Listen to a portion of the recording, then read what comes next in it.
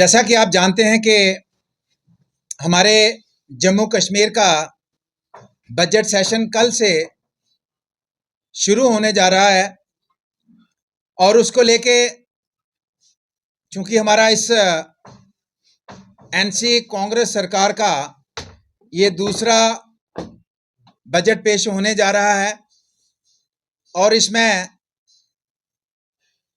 हमने अपनी तरफ से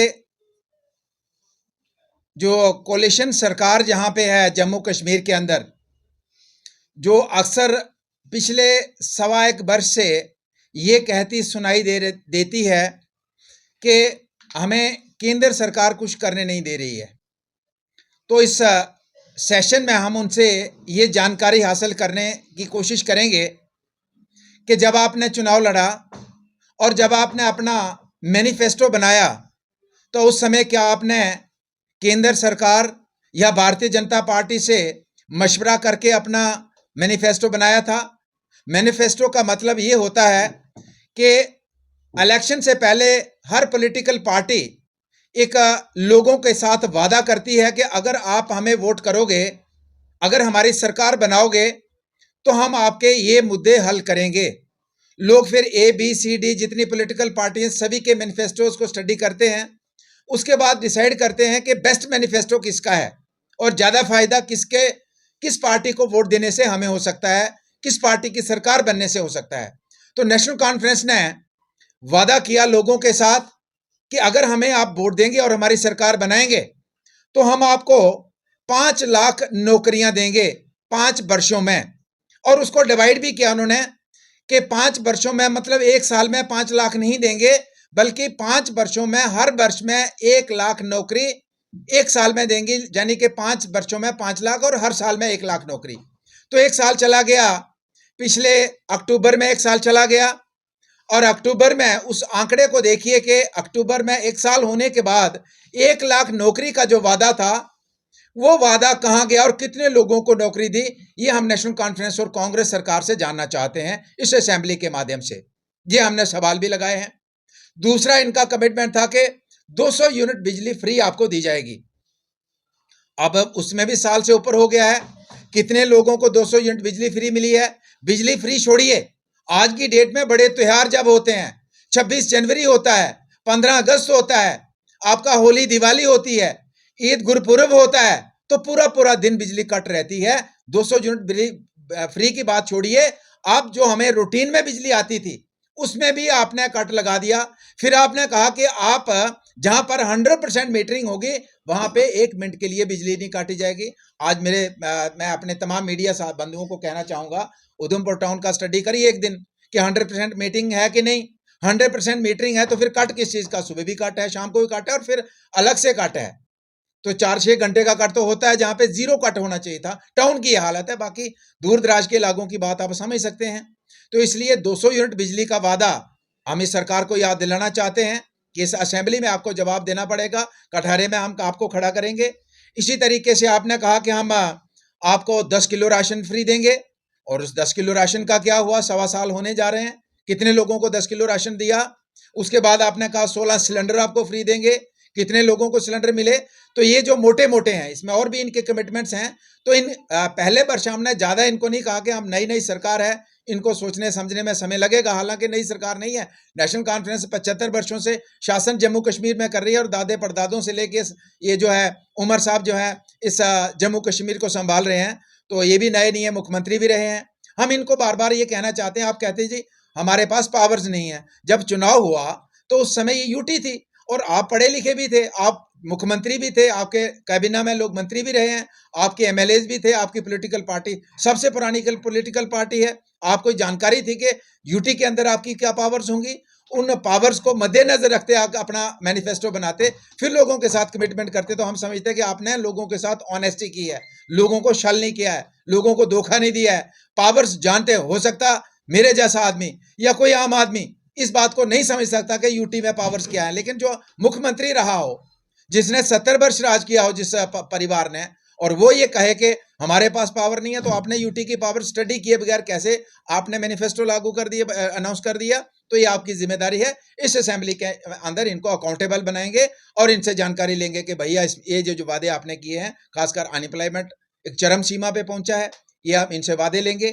इसके साथ ही मैं ये कहना चाहूंगा कि हमारे केंद्र सरकार का हम धन्यवाद करेंगे कि 1470 करोड़ रुपया है जो रेनोवेशन, रिपेयर और रेस्टोरेशन जो बारिशों की वजह से हुआ, उसमें पैसा अनाउंस किया। लेकिन उसमें हम इस बजट में भी हमने पिछले दिनों मीटिंग हुई, उसमें भी हमने कहा कि हमारा जम्मू कश्मीर के अंदर सबसे ज्यादा अगर किसी इलाके का नुकसान हुआ है इन बारिशों की वजह से, वो हमारा चिनैनी गोडी विधानसभा क्षेत्र है। जिला उधमपुर भी पूरा है, लेकिन सबसे ज्यादा वर्स्ट सिचुएशन अगर किसी इलाके की रही है वो चिनैनी गोडी का विधानसभा का एरिया, जहां गांव के गांव स्लाइड कर गए, घरों के घर चले गए, जमीन 1 इंच नहीं बची। उसके लिए तो हम जो सरकार ठीक करेगी उसका हम धन्यवाद भी करेंगे। हालांकि बहुत लेट हुआ, 5 मरले जमीन का था, हमने 10 मरले कहा था कि गांव के अंदर 5 मरले से काम नहीं चलेगा, 5 मरले रेजिडेंशियल होगा। लोगों के पास जानवर हैं, 10-10 जानवर रखे हैं, तो वो कहाँ रखेंगे? हमने कहा कि 5 मरले आप उन लोगों को दीजिए और 5 मरले कैटल शेड के लिए दीजिए। सरकार ने उसको अधूरा ही माना है, लेकिन उसको भी पूछेंगे आप। लेकिन कम से कम 5 मरले दिए, तो जिनकी 100% लैंडस्लाइड की है, मकान बनाने की जगह नहीं है, तो कम से कम उनका ये ऑर्डर तो निकला है। अभी लोकल प्रशासन से कहेंगे कि जल्दी वो उन लोगों को आइडेंटिफाई किया है, उनको अलॉटमेंट करें ताकि वो अपना घर बना सकें। क्योंकि हमारे उस पहाड़ी क्षेत्र में बर्फबारी है और इस बर्फबारी में बहुत हालात बद से बदतर हैं लोगों के, तो जल्द से उसमें कार्रवाई होनी चाहिए। उसके अंदर हमारे रोड्स की हालात, हमने तो ये सोचा था कि हम अपने विधानसभा में सबसे बेस्ट रोड बनाएंगे, लेकिन हमारे सबसे ज़्यादा 100% रोड क्षतिग्रस्त हो गए। तो ये रोड जो है, इसके लिए हम कहेंगे कि असेंबली के अंदर भी ये हमने सवाल लगाए हैं कि रोड्स के लिए, रेस्टोरेशन के लिए, नए रोड तो अभी हैं ही हैं हमारे, लेकिन रेस्टोरेशन के लिए हमें मैक्सिमम पैसा मिलना चाहिए। ये बजट की मीटिंग थी, मुख्यमंत्री जी ने रखी थी, उसमें भी मैंने कहा कि सबसे ज़्यादा नुकसान जिस इलाके का, सबसे ज़्यादा पैसा उसको मिलना चाहिए। हमारी मैक्सिमम रोड जो है अभी तक पूरे तरीके से रेस्टोर नहीं है, टेम्परेरी रेस्टोर हुई हैं, पूरे तरीके से रेस्टोर नहीं है। उसमें हम चाहेंगे कि हमें हमारा हिस्सा हमारी ज़रूरत के मुताबिक मिले। इसी के साथ हमारा हमारी पावर सेक्टर है, तो आपने देखा कि उधमपुर से चिनैनी तक एक ही 33 केवी की लाइन थी, जिसकी वजह से जब वो बली और यहाँ मोड़ के बीच में स्लाइडिंग हुई, तो वो हर दिन पोल लगते थे, हर दिन जो है स्लाइड कर जाता था, और वो 22 दिन के करीब हमारा पूरा एरिया बिजली से महरूम रहा। तो उसके लिए भी हमने एक 33 केवी की एडिशनल लाइन उधमपुर से चिनैनी तक और एक बटोत से हमने चिनैनी तक की है, ताकि आने वाले समय में अगर फिर इस तरीके की कोई प्रॉब्लम हो तो हमारे लोगों को बिजली की प्रॉब्लम ना हो। और बिजली का ढांचा, उसमें भी काफ़ी काम करने की ज़रूरत है, उसको भी लेके हम बात करेंगे।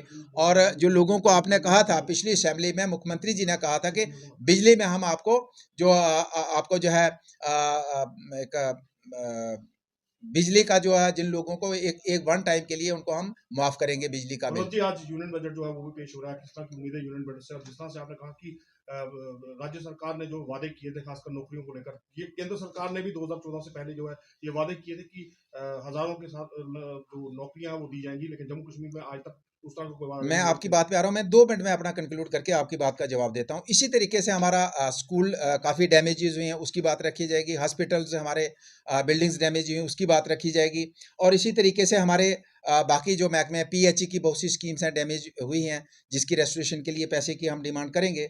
इसके साथ ही हमारा डेली वेजर्स का बहुत बड़ा इशू है कि जो वादा भी किया था सरकार ने पिछली बार के 6 महीने के अंदर कमेटी बनेगी, जिसमें एनवाईसी हैं, हमारे लोग रहबरे खेल के लोग हैं, इनके साथ वादा किया था, और उम्मीद करते हैं कि इस बजट सेशन में उन लोगों के साथ जो वादा किया पूरा होगा।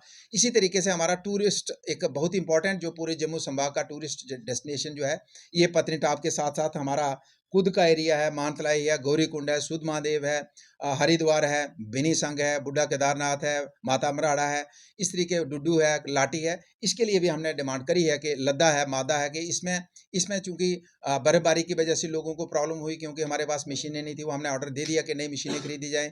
और कुछ एक और चीज़ें, जैसे पत्नीटॉप के अंदर एक आपके पास एक पार्किंग की जगह नहीं है, पार्किंग होगी तो काफ़ी लोगों की जो जाम लगता है उससे उसकी समस्या का समाधान होगा। तो टूरिज़्म के ऊपर भी हमने काफ़ी अपने एरिया को प्रमोट करने के लिए डिमांड रखी है, और उम्मीद है कि टूरिज़्म के प्रमोशन से ही लोगों को रोज़गार मिल सकता है।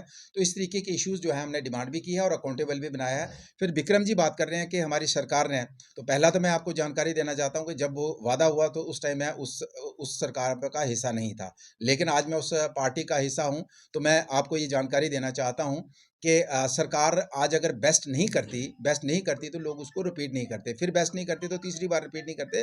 तो लोगों को उन्होंने बेस्ट परफॉर्म करके दिखाया है, जिसकी वजह से लोग बार बार उनको वोट कर रहे हैं और जो वादे किए हैं उसको पूरा भी कर रहे हैं, जो जो कमी पेशी रही है उसको पूरा किया जा रहा है।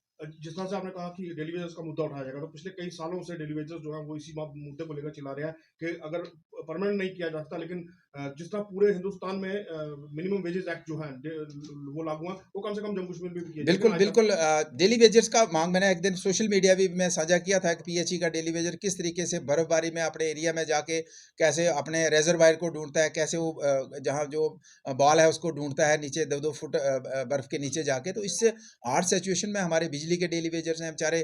कल भी मैं हॉस्पिटल में था तो मैंने देखा कि बिजली के पोल से गिरने के बाद उसका उस बेचारे का मतलब बहुत ज़्यादा मतलब हेल्थ के इश्यूज़ आए हैं, लेकिन इनको कोई किसी तरीके का प्रॉपर कंपनसेशन नहीं मिलता है।